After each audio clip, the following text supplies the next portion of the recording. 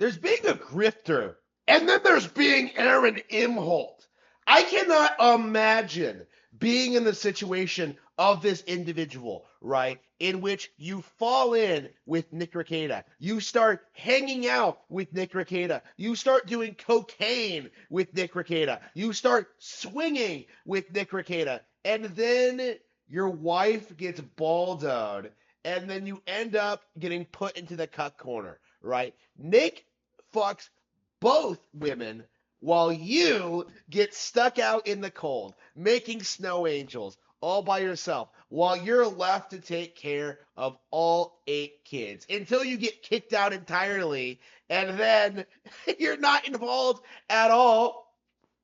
You have to do this thing where you do your live show just sitting there coping and seething for months about how, like, oh, I totally didn't do cocaine that many times. April was beginning to do cocaine every day, and I was starting to become concerned. Oh, like I left willingly because I was concerned about the direction things were going.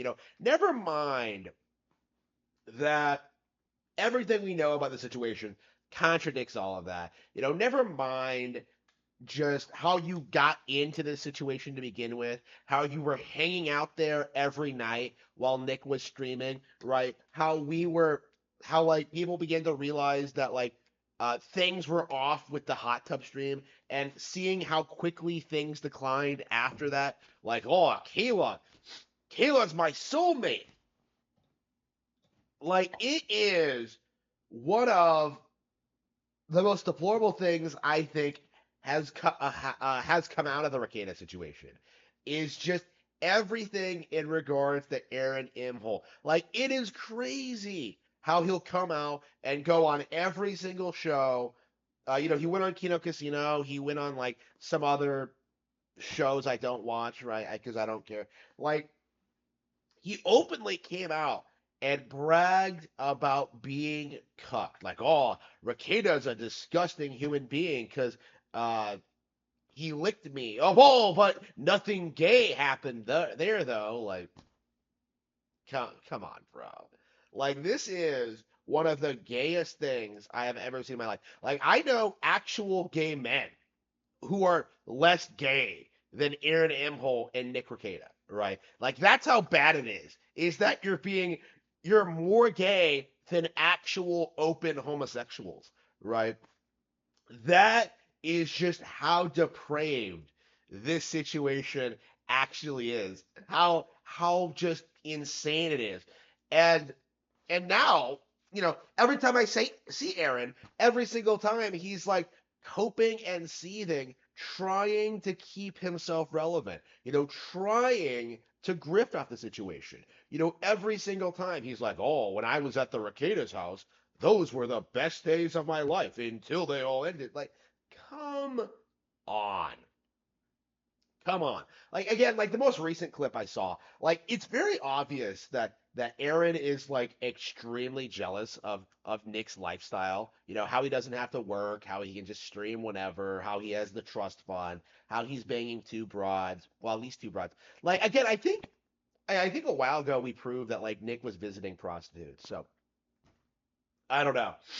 Like, again, Aaron is seething that Nick is able to live his dream lifestyle of being like the king of the grifters, someone who gets donations to just fuck around all day and accomplish absolutely nothing. Neglect kids, do cocaine, uh, you know, bang broads. Like, this is what Aaron wishes he could do if he had the money and the resources, right? And you can see it playing on his face, and how he acts, how he conducts himself in regards to this. Like, he is so frustrated that Nick has all this money, he has all this influence. Even now, he has like a pretty steady viewership and is fairly relevant, right? King of the locales, right? One of the most like active threads on Kiwi Farms. Plenty of detractors are coming out of the woodwork now. Plenty of people are making money covering him, right? Like, Rekieta's. still very much relevant, even with like the downward spiral. Like Aaron, in comparison, is a complete and total joke. This is a personality that nobody likes, nobody watches. Like the vast majority of his viewer base are just people who make fun of him all day, right? I never watched like Steel Toe. Well, I was aware of them because of the Ryutech USA thing. But I saw through them immediately and just kind of stopped watching them, right? But I totally see why they became locals.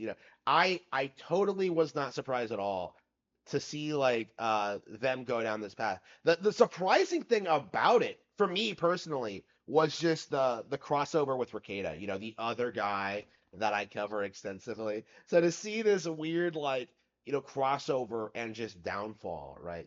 Birds of a feather flock together, right? Again, like these people had every opportunity to be successful. They had every opportunity to like build their careers, to do the things the right way, to have like stable family lives, to have like everything anybody could want. But that's not that wasn't good enough for them, right? What they wanted was to be complete and total degenerates, to have no responsibilities, to accomplish absolutely nothing with their lives, to just sit there and grift, right? Through any means necessary. Nick sits there and grifts off of like conservative, thinking, Trumps and guns, Vic Mignogna, Johnny Depp, right? The false accusation trial. He grifts off MGTOW. He grifts off the anime incels. He grifts off like all of those people, right? And Aaron tries to be that. He tries to do the same thing. He wants the same kind of success, but he isn't smart or charismatic enough to pull it off, right? He had everything he needed to be as successful as Rekieta, right? But he just wasn't capable of doing it. And that's gotta sting, right? His trophy wife, stolen by Rekieta. His audience, stolen by Rekieta, right? The only reason people even pay attention to Aaron Imhole anymore is because of the association with Nick Rekieta. And that's why he incessantly talks about him over and over and over again. Why he keeps bringing up, why it's such a central part of the show, why it's such a essential amount to like the steel toe lore now is that Aaron is extremely jealous of Nick and wishes he was him. Wishes that he was fucking both April and Kayla and living in that mansion and having all that money. Because to Aaron Imhole, that is the only thing that matters.